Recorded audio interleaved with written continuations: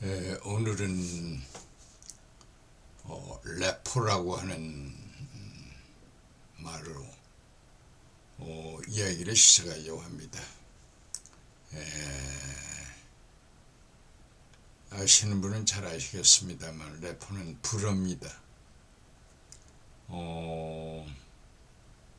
나같이 생물학도가 정치에 관해서 이야기하기란 쉬운 건 아닙니다만 작금의 우리나라의 여러 가지 일어나는 현상들에 대해서 걱정된 바가 있어서 어쨌든 이런 용어를 한번 가지고 이야기해 볼까 하는 생각을 갖습니다. 대통령이 지난 6개월간 치적이 말이 아니라고 하는 얘기는 여당 안에서도 이해가 되고 있으니 참 신기한 일이죠. 잘 되려면은 떡잎부터 알아본다라고 하는 우리 속담이 있습니다. 그런데 어찌 된 일인지 사실은 큰일입니다. 특히 대통령이 유엔 총회에 참석해서 자유를 강조한 걸로 알고 있습니다. 좀 무화스럽기는 한데 과연 자유란 무엇일까? 성경에는 진리가 자유케 한다라고 하는 말이 있습니다. 그리고 부연해서 네 가지 벽을 벗어나야 자유로운 것이다 라고 이야기합니다. 즉 질병, 빈곤, 억압, 소외를 말합니다. 지금 현재 우리 경제는 말이 아닙니다. 곤두박질 친 거지요. 서민들은 그저 의아해하면서 그래도 일말의 기대를 가져봅니다. 경제가 어떻게 된지 좀 나아져야 하는 거 아닌가. 해를 지내면 좀 더 나아지겠지 하는 소망을 가지는데 내년 경제가 더 어려워진다니 비참함을 느낍니다. 한 예를 들면 그 부자 감세, 물론 우리나라에서만이 아닙니다. 다른 나라에서도 경제정책의 부자 감세를 실감나게 이야기하고 있습니다. 그래서 이제 부자들의 어떤 씀씀이 낙수 효과가 있어서 서민에게도 도움이 된다 이런 얘기를 하는데 지난 어떤 정권에서도 이 부자 감세 얘기를 했던 그분이 지금 영호의 생활을 하고 있으니 뭔가 잘못된 것이 아닐까요? 또한 더욱 믿어지지 않는 일인데 통치자가 너무 거짓말을 한다 해서 세계는 최악의 통치 지도자라는 낙인을 찍으면서 비아냥거리고 있습니다. 상당히 유명한 여러 언론기관에서 우리를 상당히 하대하는 쪽으로 대하는 것은 그저 반가운 일은 아니죠.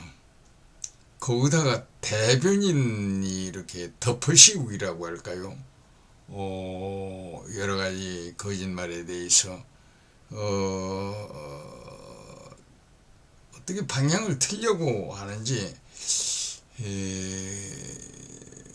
말에 또 어떤 거짓이 드러나면은 더더욱 국민들은 더러운 정부라는 생각을 하게 됩니다. 그 최근에 문제가 됐던 르참보 사건 같은 것은 그 제보자가 1, 2, 3, 4 이런 순서를 정해가지고 대드는 걸 보면은 아마 죽기를 각오하고 저러는 거 아닌가 하는 생각도 들어봅니다. 특히 참석자들에게 태극 배지를 달아줬다라고 하는 그런 일을 폭로하는 것을 보고 상당히 야릇한 생각도 해봤습니다. 이 손바닥으로 하늘 가리시게 일들이 아닐까 이렇게 얘기하는데, 사실 우리가 보통 말하는 민심은 천심이다라고 하는 얘기가 있습니다. 지난번 그 비속어 사건으로 국민은 상당히 피로감을 가졌습니다. 뭐 그렇게 구차하게 용산 시대를 열겠다고 큰 소리 치면서 그렇게 또한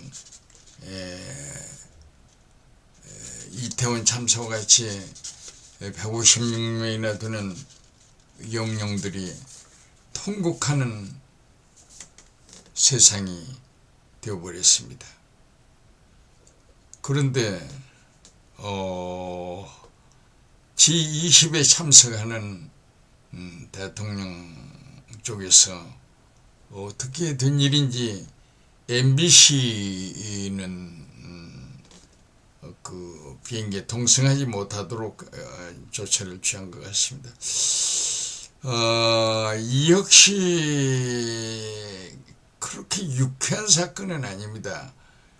언론 탄압이라든지 뭐 여러 가지 얘기가 나옵니다만, 나는 이게 졸속, 미숙, 저질스러움의 연속으로 내다보고 있습니다.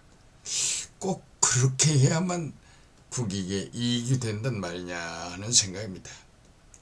모든 사람들의 생각이 같지는 않겠죠. 그런데 우리 속담에 좋은 말이 있습니다. 미운 놈 떡 하나 더 줘야 한다. 어찌 보면 조상들의 어떤 지혜라고 할까요? 아주 어려운 문제도 쉽게 풀 수 있는 일이 아닌가 하는 생각을 해봅니다. 나는 지금도 마키아벨리의 군주론으로 통치할 때가 아닌가 하는 생각도 해봅니다. 민주주의가 세계화의 물결 속에서 크게 변질되었고 많은 변화가 일어났습니다. 더욱더 최근에 전자정부의 방향으로 발전되어가는 양상을 띠고 있습니다. 미국과 중국의 갈등의 심화로 약소국은 숨막히는 지경에 이르렀습니다. 세계화에 의한 민주주의 변화는 크게 세 가지를 요약할 수 있지 않을까 생각해 봅니다. 우선 크게 포퓰리즘에 빠지는 경향과 정체성에 대한 문제, 그리고 마지막으로 젊은이들이 미래에 대한 새로운 프로세스가 확실치 않기 때문에 실망한다라는 것입니다. 민주주의는 어찌 보면 대화에 의해서 어려운 문제 해결을 주로 해나가는데, 극도의 그 불평등과 인식에 대한 단절이 지식 기반에서 멀어지면서 포퓰리즘의 잘못된 해답이 줄을 이루면서 거의 모든 나라에서 허우적거리는 현상이 나타나고 있습니다. 그리고 정체성 문제는 명확하게 해결할 수는 없습니다만, 커뮤니티 조성과 진보적 사고의 틀에서 벽에 부딪히면서 합법적으로 선출된 리더들의 권한을 집중하면서 민주주의 역행으로 언론 탄압이라든지 저리맨더링의 유혹에 빠져들고 있습니다. 루소의 자연현 상태에서 행복에 이르는 자아의 회복이 정체성이라는 말을 했는데 그 의미가 점점 어떤 빛을 잃어가고 있지 않나 하는 생각을 가져봅니다.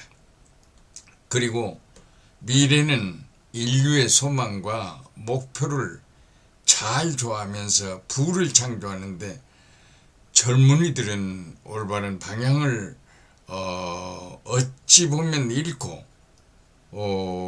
단초적인 만족이나 헛된 꿈을 가지는 방향으로 나아가면서 세상을 한탄하는 것이 아닌가 생각이 듭니다.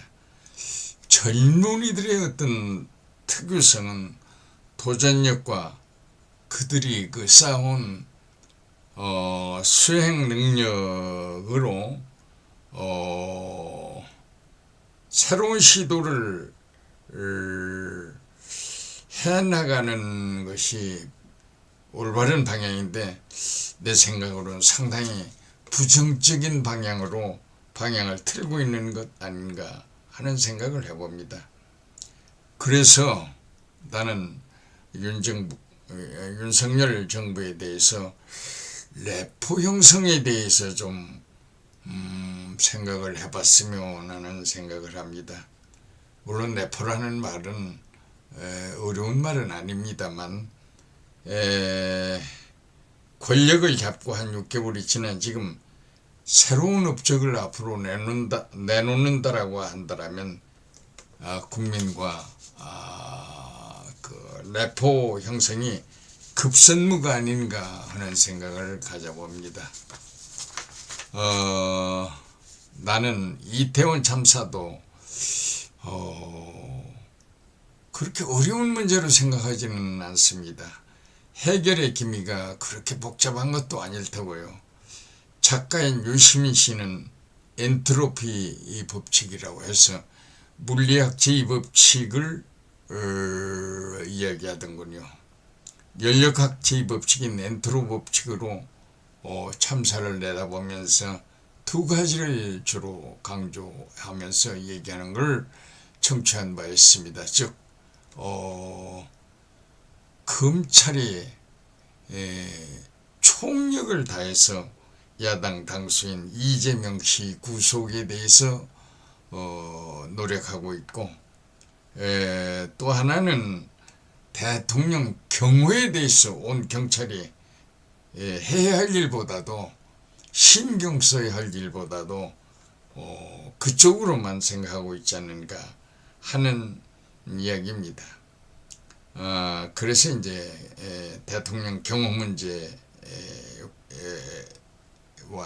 이제 상당히 연관을 얘기하는 것을 들었습니다. 이 모든 것이 미숙, 졸속, 저질의 경지를 벗어나기 힘들다 이런 생각을 합니다. 국민은 거짓말에 속지 않습니다. 세계화의 물결 속에서 많은 나라의 국민들이 현명해졌습니다. 아프리카의 자스민 그 물결도 민주화의 물결로 승화시키는데 넷플릭스라는 간단한 프로그램에 의해서 해결된 것을 우리는 잘 알고 있습니다. 나는 이 기회에 정말로 윤석열 정부가 국민과 레포를 형성하는 것이 중요한 거 아닌가 생각을 해봅니다. 감사합니다.